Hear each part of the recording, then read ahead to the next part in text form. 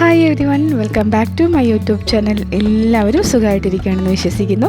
അപ്പോൾ നമ്മളിന്ന് നല്ല അടിപൊളിയായിട്ടുള്ളൊരു സന്നാസിൻ്റെ റെസിപ്പിയാണ് കേട്ടോ നോക്കാനായിട്ട് പോകുന്നത്. ഇത് കാണുമ്പോൾ ഇഡലി പോലെ ഇരിക്കുമെങ്കിലും ഇഡലിയാണോ എന്ന് ചോദിച്ചാൽ ഇഡലിയല്ല, അപ്പം ആണോ എന്ന് ചോദിച്ചാൽ അപ്പം അല്ല. രണ്ടിൻ്റെയും ടേസ്റ്റ് ഒരുമിച്ച് എത്തിയിട്ടുള്ള നല്ലൊരു റെസിപ്പിയാണ്. നമുക്കിത് ബ്രേക്ക്ഫാസ്റ്റായിട്ടോ ലഞ്ചായിട്ടോ ഡിന്നറായിട്ടോ ഒക്കെ കഴിക്കാം. ഞാനിന്ന് ഡിന്നറിന് വേണ്ടിയിട്ടാണ് ഇത് തയ്യാറാക്കി എടുക്കുന്നത്. നല്ല പഞ്ഞി പോലെ ആട്ടോ ഇതിരിക്കാം. നമുക്ക് ബീഫിൻ്റെ കൂടെയോ ചിക്കൻ്റെ കൂടെ അതല്ല വെജിറ്റബിൾ കറിയുടെ കൂടെ വേണമെങ്കിലും ഇത് സെർവ് ചെയ്യാം കേട്ടോ. അത്ര രുചിയാണ്. എല്ലാവരും ഒരിക്കലെങ്കിലും ട്രൈ ചെയ്ത് നോക്കണം.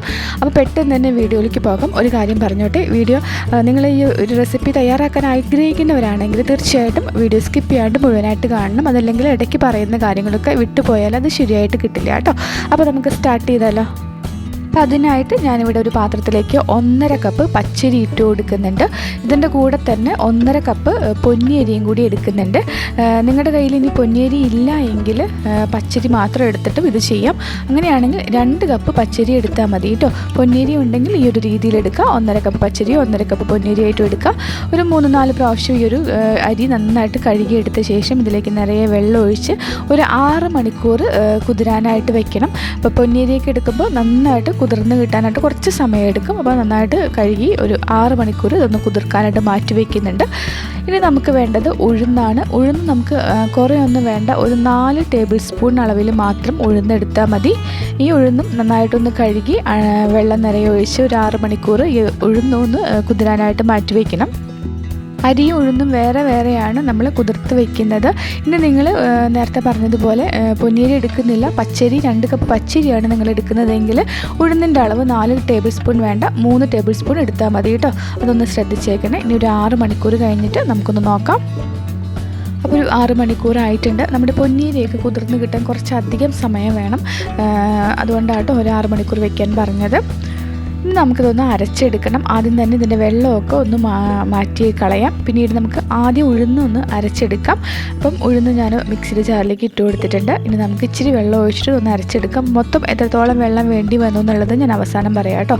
ഞാൻ കുറച്ച് വെള്ളം ഒഴിച്ചിട്ട് ഇതൊന്ന് അരച്ചെടുക്കുന്നുണ്ട്. ഉഴുന്നരയ്ക്കാൻ നേരത്ത് ഇതുപോലെ നല്ല മയത്തിൽ വളരെ കുറച്ച് മാത്രം വെള്ളം ചേർത്തിട്ട് വേണം അരച്ചെടുക്കാനായിട്ട്. അപ്പോൾ ഉഴുന്നരച്ചതിൽ ഒരു വലിയ പാത്രത്തിലേക്ക് ഒഴിച്ചു കൊടുത്തിട്ടുണ്ട്. ഇനി നമുക്ക് ഇതേ മിക്സിയുടെ ജാറിലേക്ക് ബാക്കിയുള്ള അരിയെല്ലാം ഇട്ടിട്ട് നമുക്കൊന്ന് അരച്ചെടുക്കാം. 2 പ്രാവശ്യമായിട്ടോ അല്ലെങ്കിൽ 3 പ്രാവശ്യമായിട്ട് അരച്ചെടുക്കാം.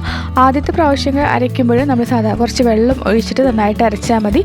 ലാസ്റ്റ് ട്രിപ്പ് നമ്മൾ ഈ അരി അരയ്ക്കാൻ നേരത്ത് അതിലേക്ക് കുറച്ച് ചേരുവകളും കൂടി ചേർത്തിട്ട് വേണം അരയ്ക്കാനായിട്ട്. അപ്പോൾ ഞാൻ ആദ്യത്തെ ഒരു പ്രാവശ്യം കുറച്ച് വെള്ളം ചേർത്ത് ഒന്ന് അരച്ചെടുക്കുന്നുണ്ട്.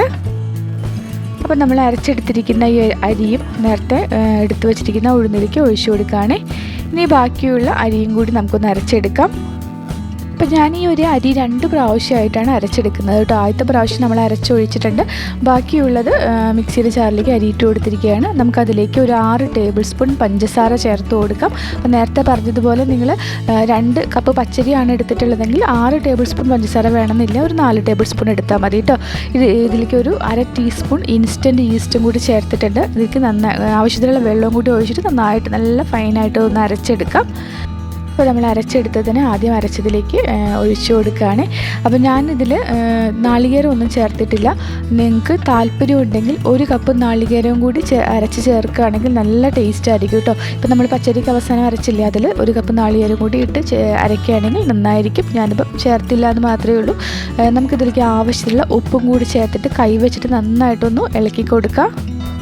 നമ്മൾ സാധാരണ ഇഡലിക്കും ദോശയ്ക്കൊക്കെ മാവ് അരച്ച് വയ്ക്കുമ്പോൾ ഇതുപോലെ കൈവച്ചിട്ട് നന്നായിട്ടൊന്ന് ഇളക്കി കൊടുക്കാറില്ല. ആ ഒരു രീതിയിൽ ഒരു 2-3 മിനിറ്റ് നന്നായിട്ടൊന്ന് ഇളക്കി എടുക്കണം. നമ്മുടെ അപ്പമൊക്കെ നല്ല സോഫ്റ്റായിട്ട് കിട്ടാൻ വേണ്ടിയിട്ടാണ് ഇങ്ങനെ ചെയ്യുന്നത്. ഞാനിതിൽ 3 കപ്പ് അരിക്ക് ഒരു 1/2 ടീസ്പൂൺ ഇൻസ്റ്റൻറ്റ് ഈസ്റ്റാണ് ചേർത്തിട്ടുള്ളത് കേട്ടോ. നിങ്ങൾ പച്ചരിക്ക് എടുക്കുകയാണെങ്കിൽ 2 കപ്പ് അരി എടുത്താൽ മതി എന്ന് പറഞ്ഞല്ലോ. അങ്ങനെയാണെങ്കിൽ ഈസ്റ്റിൻ്റെ അളവ് ഒന്ന് കുറച്ചേക്കണേ. ഒരു 1/4 ടീസ്പൂൺ ചേർത്താലും മതി.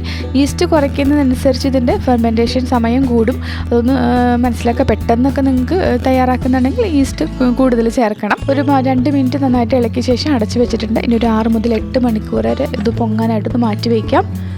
ഏകദേശം ഒരു 4 മണിക്കൂർ കൊണ്ട് തന്നെ എനിക്ക് നന്നായിട്ട് പൊങ്ങി വന്നിട്ടുണ്ട്. അത്യാവശ്യം ചൂടൊക്കെ ഉണ്ട് ഈ സമയത്ത്, അതുകൊണ്ട് തന്നെ പെട്ടെന്ന് പൊങ്ങി വന്നിട്ടുണ്ട്. അപ്പോൾ നമ്മുടെ കാലാവസ്ഥയ്ക്ക് അനുസരിച്ചിട്ട് നമ്മുടെ ഒരു മാവ് പൊങ്ങി വരാനായിട്ട് സാധ്യത കൂടുട്ടോ.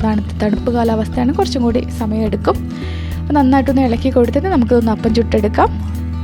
അപ്പം സാധാരണ നമ്മൾ ഇഡലിയൊക്കെ ചുടുന്നത് പോലെയാണ് ഈ ഒരു അപ്പം ചുട്ടെടുക്കുന്നത്. സാധാരണ നമ്മൾ ഇഡലി പാത്രത്തിൽ തട്ടിൽ എണ്ണ തടവി അതിലേക്ക് ഒരു പകുതി ഭാഗത്തോളം മാവ് ഒഴിച്ചു കൊടുത്തിട്ടുണ്ട്. ഇതിന് കൂടെ തന്നെ ഇഡ്ഡലി പാത്രത്തിൽ വെള്ളം തിളയ്ക്കാൻ വെച്ചിട്ടുണ്ടായിരുന്നു. വെള്ളം നന്നായിട്ട് തിളച്ച് വരുമ്പം ഇതുപോലെ ഓരോ തട്ടായിട്ട് ഇറക്കി വെച്ച് അടച്ച് വെച്ച് ഒരു 10 മിനിറ്റ് നമുക്കൊന്ന് ആവി കയറ്റിയെടുക്കാം മീഡിയം ഫ്ലെയിമിൽ.